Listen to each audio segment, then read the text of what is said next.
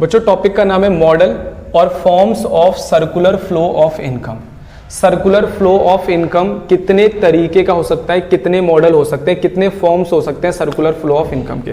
तो एक छोटी सी बात मैं आपको बताता हूं, क्योंकि आज हमारी इकोनॉमी एक ओपन इकोनॉमी है, तो ओपन इकोनॉमी के अंदर हाउस होल्ड सेक्टर होता है, ठीक है, इसके अलावा प्रोड्यूसर सेक्टर होता है, इसके अलावा गवर्नमेंट सेक्टर होता है और साथ में होता है rest of the world sector, क्योंकि हम दुनिया के दूसरे देशों के साथ कनेक्ट है।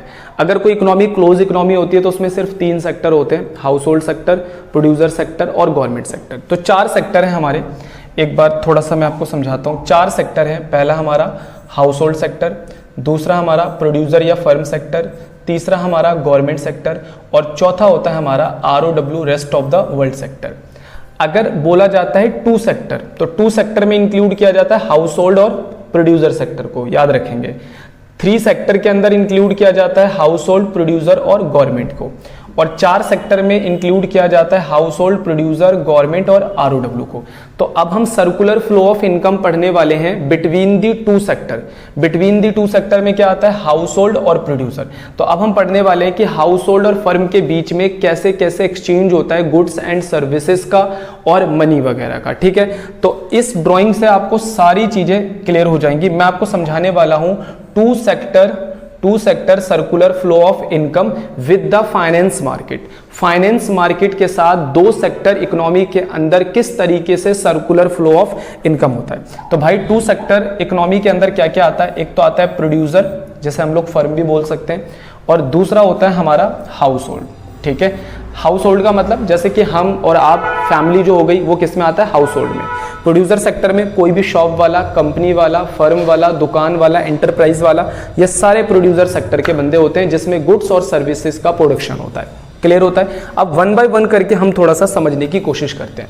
आपको पता है प्रोड्यूसर सेक्टर जो होता है किसी भी सामान को बनाने के लिए 4 चीजों का इस्तेमाल करता है, लैंड, लेबर, कैपिटल और एंटरप्रेन्योरशिप, ठीक है। एक सिंपल एग्जांपल है, मान लो एक कपड़े का शोरूम है, तो बच्चों उस कपड़े के शोरूम के लिए बिल्डिंग का होना जरूरी है, जिसे हम लोग कहते हैं लैंड। उस कपड़े के शोरूम के अंदर बहुत सारे लेबर्स काम करेंगे, सेल्समैन काम करेंगे, तो इसे हम लोग कह देते हैं लेबर। अच्छा, वो जो कपड़े का शोरूम है उसके अंदर जितना भी सामान है, मशीनरी है, बिल्डिंग में जितनी डेकोरेशन हो रखी है, उसमें भी तो पैसा लगाया गया होगा, इसे हम लोग कहते हैं कैपिटल।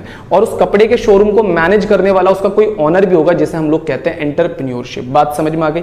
यानी कि किसी भी शॉप को, किसी भी फैक्ट्री को, किसी भी कंपनी को चलाने के लिए 4 चीजों की आवश्यकता होती है, लैंड, लेबर, कैपिटल और एंटरप्रेन्योरशिप। इसी को हम लोग कहते हैं फैक्टर ऑफ प्रोडक्शन। क्या कहते हैं, फैक्टर ऑफ प्रोडक्शन।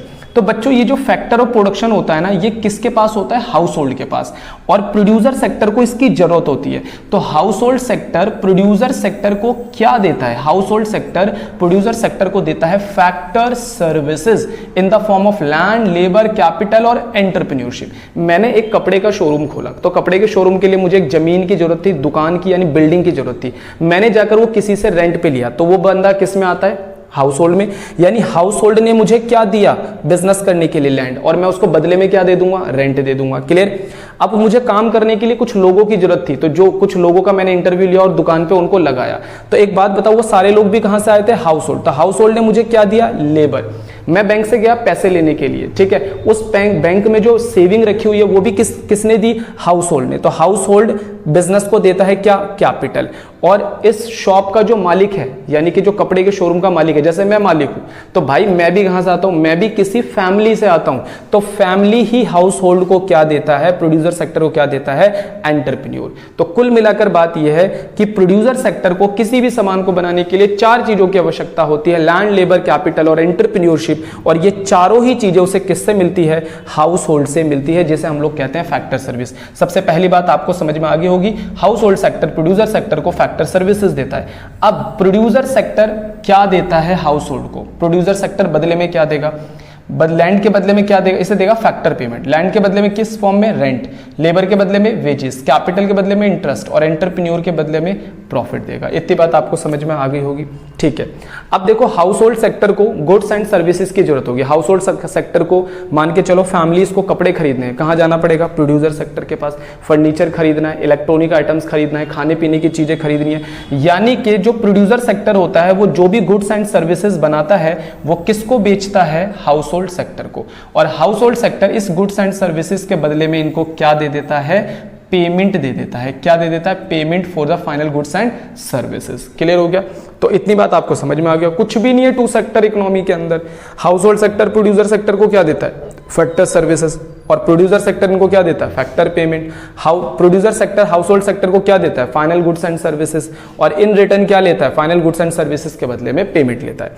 अब जरा समझना, प्रोड्यूसर सेक्टर और फाइनेंशियल मार्केट के बीच में क्या डिफरेंस। बच्चों फाइनेंशियल मार्केट के अंदर हम सभी फाइनेंशियल इंस्टीट्यूशन जैसे बैंक वगैरह को इंक्लूड करते हैं। अब एक बात बताओ कि मेरे बीच में, यानी कि मैं एक फैमिली का मैं आ जाता हूँ हाउस होल्ड के अंदर, हाउस होल्ड बंदे में और बैंक के बीच में क्या रिलेशन है यार, मेरे और बैंक के बीच में क्या रिलेशन है।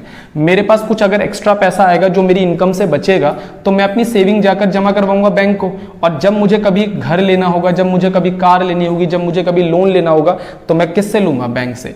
तो बैंक और हाउस होल्ड के बीच में क्या रिलेशन है, हाउस होल्ड वाला बंदा अपने पैसे फाइनेंशियल मार्केट में जमा करता है और जरूरत पड़ने पे इनसे उधार लेता है। सेम यही रिलेशन होता है प्रोड्यूसर सेक्टर और फाइनेंशियल मार्केट के बीच में भी। क्लियर, तो ये हमारा बच्चों टू सेक्टर इकोनॉमी है। अब इसके अंदर टोटल कितने फेज हैं देखो, मतलब टोटल कितने ट्रांजेक्शन हो गई, 8 हो गई ना।